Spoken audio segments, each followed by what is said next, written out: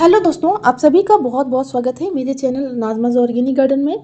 आज के इस वीडियो में हम लोग बात करेंगे कि ऐसे कौन कौन से बीज हैं जिनको अक्टूबर मंथ में आप अपने गार्डन में लगा सकते हैं, जिससे कि आपको बहुत ही जल्दी हार्वेस्टिंग मिल जाए।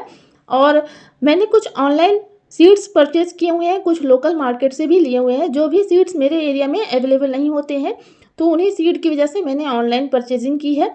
तो ये मैंने मीशो से मंगवाए हैं और काफ़ी अच्छे रेट में ही मिल गए थे, इसलिए मीशो से मंगवाया। वरना आप ऑर्गेनिक बाज़ार से अच्छे सीड्स ऑर्डर कर सकते हो। तो ये मैंने सभी सीड्स को ऑर्डर किया हुआ है। इससे आपको भी आइडिया मिल जाएगा कि आप कौन कौन सी सब्जियों को सर्दियों में लगा सकते हैं।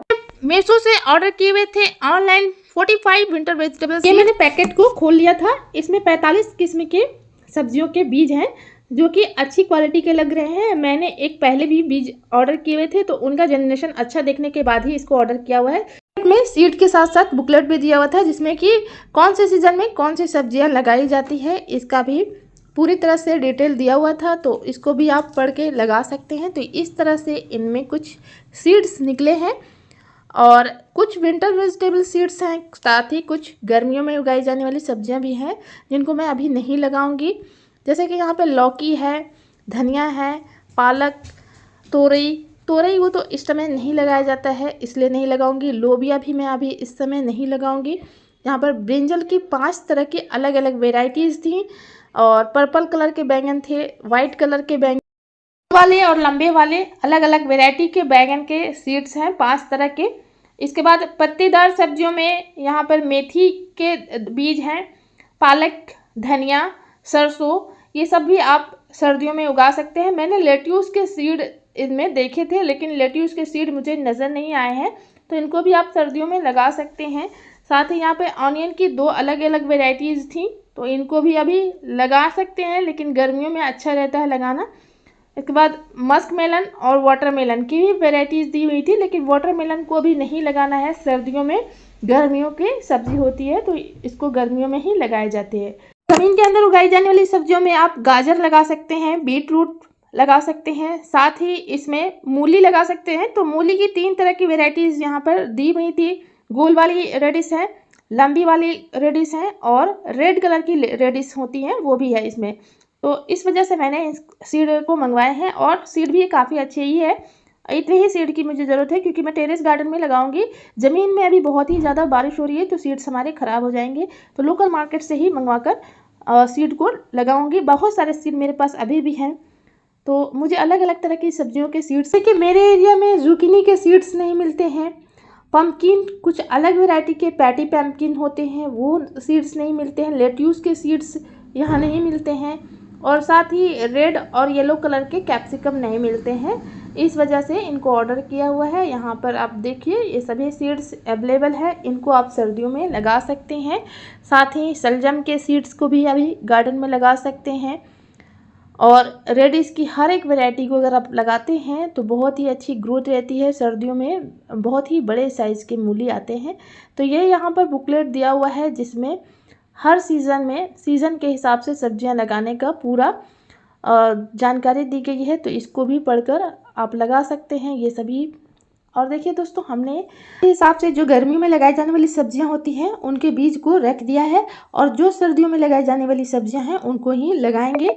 तो इसको लगाना कैसे है इसकी भी जानकारी आपको आगे वीडियो में देंगे, तो वीडियो में हमारे साथ बने रहिएगा। वीडियो को प्लीज़ स्किप ना करें। देखिए दोस्तों, जो पहले हमने सीड्स मंगवाए हुए थे वो थे पर्पल कलर के कैबेज, ग्रीन कैबेज और नापा कैबेज, चाइनीज़ कैबेज जिसे कहते हैं, और साथ ही यहाँ पर वाइट वाले ब्रिंजल थे। तो ये हमें 100 रुपीज़ में मिल गया था। तो इसको कट करते हैं और दिखाते हैं कि इस तरह के इनमें बीज आए हुए थे।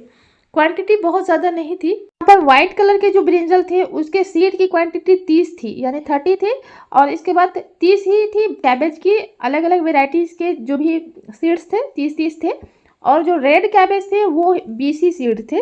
हालांकि ज़्यादा था थोड़ा बहुत, लेकिन लिखा हुआ इतना ही था। इस तरह का ये पैकेट था। तो चलिए इसको लगाना कैसे है ये बताते हैं। इसका जर्मिनेशन करने के लिए बहुत सारे लोग कोकोपीट में जर्मिनेशन करते हैं, सीड्स को उगाते हैं और सीडलिंग ट्रे का भी इस्तेमाल करते हैं। तो इनका इस तरह से क्यारियाँ बनाकर भी इस्तेमाल कर सकते हैं, नर्सरी भी तैयार कर सकते हैं। लेकिन मैं यहाँ पे कोकोपीट का इस्तेमाल नहीं करती हूँ, क्योंकि कोकोपीट में बहुत ज़्यादा न्यूट्रिशन नहीं होता है, जिसकी वजह से सीड का जर्मिनेशन तो अच्छे से हो जाता है, लेकिन जब सीडलिंग्स बड़े होते हैं तो वो हेल्दी नहीं रह पाते हैं। इस तरह से देखिए, हमने 21 सितंबर को सीडलिंग्स बोए थे और ये अच्छी जर्मिनेशन हो गई थी 8 दिनों के बाद। और देखिए ये हमारा अभी का रिजल्ट है, कितना अच्छा सीडलिंग हमारा तैयार हो गया है। तो इसके अगर अच्छी ग्रोथ चाहते हैं तो आप इसमें सीवीड एक्सट्रैक्ट का घोल डाल सकते हैं, हल्दी का घोल डाल सकते हैं, जिससे कीड़े इनको ना खाए। कीड़े जब पौधे बहुत छोटे रहते हैं तो नाजुक पत्तियों को खाने के लिए आते हैं, तो इसके लिए मैं हल्दी का घोल भी इसमें डाल देती हूँ। ये हमारे छोटे पौधे को नुकसान भी नहीं पहुँचाते हैं, एंटी फंगल और एंटी बैक्टीरियल प्रॉपर्टीज भी पाई जाती है और साथ ही माइल्ड होता है, अच्छा इंसेक्टिसाइड होता है, इसलिए इसको डाला जाता है ताकि आपके नाजुक पौधे खराब ना हो। आप पौधे लगाने के लिए 3 भाग मिट्टी ले सकते हैं, जो मिट्टी बिल्कुल हल्की हो, भुरभुरी मिट्टी हो, रेतीली मिट्टी हो, उस तरह के मिट्टी ले सकते हैं। 1 भाग इसमें कंपोस्ट मिला सकते हैं, बहुत ज़्यादा कंपोस्ट की ज़रूरत नहीं होती है।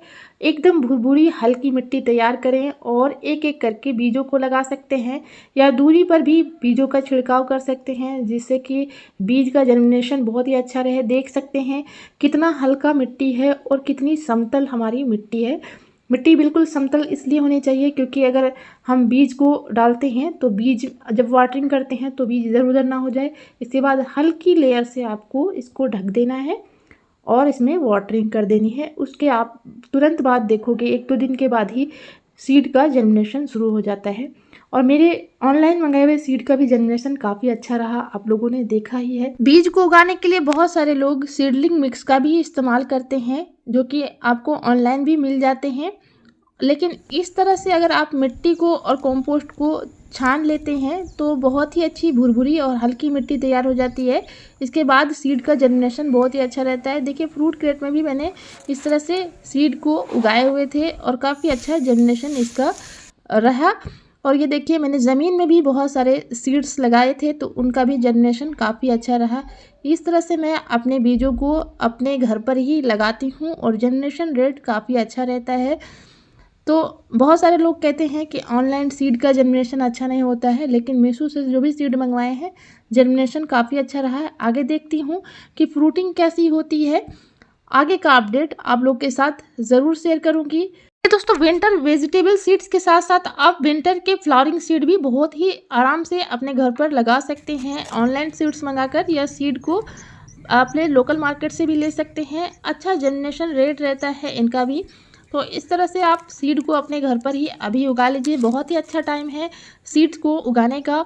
और 50 से भी ज़्यादा ऐसी सब्जियां हैं जिनको सर्दियों में आप अपने गार्डन में लगा सकते हैं, तो ज़रूर अपने गार्डन में लगाइए, ऐड कीजिए। ज़्यादा से ज़्यादा मैं सब्जियों पर ही ध्यान देती हूँ, क्योंकि अगर सब्जियां हम उगाते हैं ऑर्गेनिक तो बहुत ही अच्छा रहता है हमारे सेहत के लिए। तो दोस्तों हमें उम्मीद है कि ये वीडियो आपके लिए इन्फॉर्मेटिव रही होगी। वीडियो से कुछ नया सीखने को मिला। वीडियो अच्छी लगी हो तो वीडियो को लाइक कीजिएगा और चैनल पे नहीं होंगे तो ज़रूर सब्सक्राइब कीजिएगा और बेल आइकन को प्रेस कीजिएगा।